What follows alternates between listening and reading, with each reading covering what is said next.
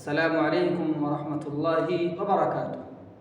الحمدللہ والصلاة والسلام علی رسول اللہ، اما بعد۔ محترم ناظرین، رمضان سیریز کے اس ایپیسوڈ میں آج سے آنے والے کچھ دروس میں آپ کے سامنے ان چیزوں کو بیان کروں گا جو ہمارے اور آپ کے روزے کو توڑ دینے والی ہے، روزے کو خراب کر دینے والی ہے، اور ان چیزوں کے ذکر کرنے کا مقصد ہی یہ ہے کہ ہم اور آپ ان چیزوں سے بچیں، ان چیزوں کے کرنے سے بچیں، تاکہ ہمارے اور آپ کا روزہ صحیح ہو۔ ورنہ اگر ہم ان چیزوں کو کریں تو پھر ایسی صورت میں ہمارے اور آپ کا روزہ باطل ہو جائے گا۔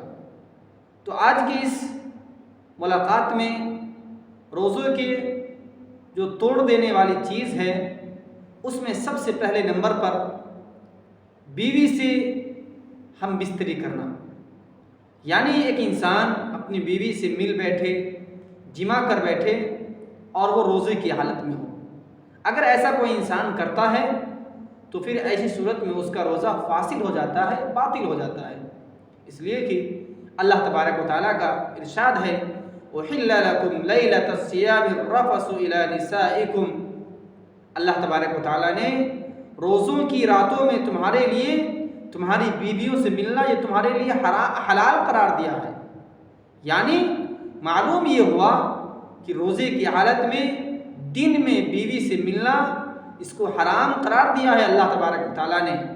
آپ روزے کے دنوں میں جو روزے کی رات ہوتی ہے، دن کو ختم کرنے کے بعد جو صبح سے اور شام کا جو وقفہ ہوتا ہے، اس درمیان جو روزہ رہتے ہیں، اس میں بیوی سے ملنا، ہم بستری کرنا، اس کو اللہ تبارک و تعالیٰ نے حرام قرار دیا ہے۔ اس کے علاوہ افطار کے بعد اور جو سحری کا جو وقت ہوتا ہے، اس درمیان جو رات کا حصہ ہے، اس میں اللہ تبارک و تعالیٰ نے حلال قرار دیا ہے۔ تو لہٰذا ان ایام کے اندر روزے کی حالت میں دنوں میں بیوی سے ہم بستری سے بچنی چاہیے، ان سے ملنے سے بچنی چاہیے۔ ہاں، اگر کوئی انسان بوس و کنار کرتا ہے، ان سے ملتا ہے، اس طریقے کی چیزوں کو کرتا ہے بوس و کنار، تو اس میں کوئی حرج کی بات نہیں ہے۔ لیکن اللہ کے نبی صلی اللہ علیہ وسلم نے یا اللہ تبارک و تعالیٰ نے بھی اس آیت کریمہ کے آخر میں فرمایا وَتِلْكَ حُدُودُ اللَّهِ فَلَا تَقْرَبُوهَا، یہ اللہ رب العالمین کی حدود ہے، اس کے قریب بھی مت جاؤ۔ لیکن اگر کوئی انسان جس کو اپنے نفس پر کنٹرول ہو، اگر وہ روک سکتا ہے اپنے آپ کو، تو اس کے لیے روزے کی حالت میں بوس و کنار جائز ہے۔ جیسا کہ اللہ کے نبی صلی اللہ علیہ وسلم کے بارے میں بھی آتا ہے کہ آپ روزے کی حالت میں اپنی بیویوں سے بوس و کنار کیا کرتے تھے۔ لیکن حضرت عائشہ صدیقہ رضی اللہ تعالیٰ عنہ کہتی ہے کہ آپ صلی اللہ علیہ وسلم یہ تمام لوگوں میں سب سے زیادہ اپنے نفس پر کنٹرول کرنے والے تھے، ان کو زیادہ کنٹرول تھا۔ تو لہٰذا آج کے زمانے میں بھی اگر کوئی انسان یہ کہتا ہے کہ مجھے کنٹرول ہے، میں کنٹرول کر لوں گا، تو بوس و کنار میں کوئی حرج کی بات نہیں ہے۔ لیکن اللہ رب العالمین کے اس فرمان کو سامنے رکھیں وَتِلْكَ حُدُودُ اللَّهِ فَلَا تَقْرَبُوهَا، کہ یہ اللہ رب العالمین کا حد ہے، اس کے قریب بھی نہ جاؤ۔ تو لہٰذا نوجوانوں کو اس سے بچنی چاہیے کہ ہو سکتا ہے کہ آپ جائیں اور پھر اپنے نفس پر کنٹرول نہ رکھ سکیں اور پھر آپ بیوی سے مل بیٹھیں اور پھر آپ کا روزہ خراب ہو جائے۔ تو لہٰذا جو روزے کو توڑ دینے والی چیز ہے، اس میں سب سے پہلے بیوی سے ملنا۔ اب سوال یہ پیدا ہوتا ہے، اگر کوئی انسان بیوی سے مل بیٹھا، جمع کر بیٹھا روزے کی حالت میں، تو وہ کیا کرے گا؟ تو اس سلسلے میں اللہ کے نبی صلی اللہ علیہ وسلم کی حدیث ہے، پیغام دیا گیا ہے اور یہ سبق ہے کہ اگر کوئی انسان روزے کی حالت میں بیوی سے مل بیٹھتا ہے تو اس پر کیا کرنا ہوگا، اس کو کیا کرنا ہوگا۔ اس سلسلے میں سب سے پہلے اس انسان کو ایک غلام آزاد کرنا ہوگا، روزے کے کفارے کے طور پر ایک غلام آزاد کرنا ہوگا۔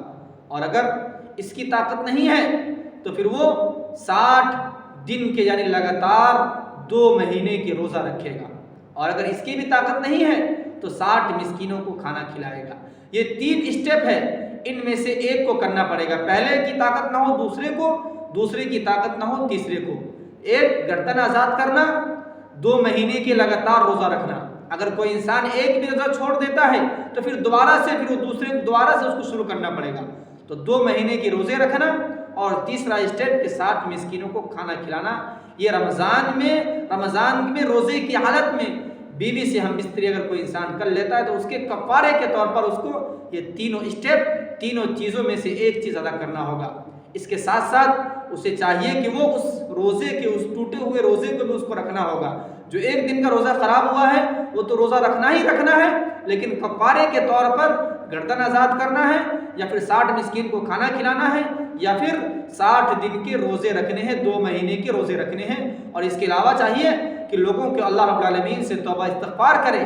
آپ نے جو گناہ کیا ہے اس سے، بھلے گناہ تو نہیں کہیں گے، یہ حلال ہے، لیکن روزے کی حالت میں اس کو حرام قرار دیا گیا ہے۔ تو لہذا اگر کسی انسان سے یہ عمل ہوتا ہے تو اس کے کفارے کے طور پر اس کو یہ چیز کرنی ہوگی، اور قضا کے طور پر روزہ رکھنا ہوگا، اور ساتھ ہی ساتھ اللہ رب العالمین سے توبہ استغفار بھی کرنی ہوگی، اللہ رب العالمین کے سامنے اپنے گناہوں کی معافی طلبی بھی کرنی ہوگی۔ اللہ رب العالمین سے دعا کرتے ہیں رب العالمین ہم سب کو اپنے روزوں کی صحیح معنوں میں حفاظت کی توفیق عنایت فرما۔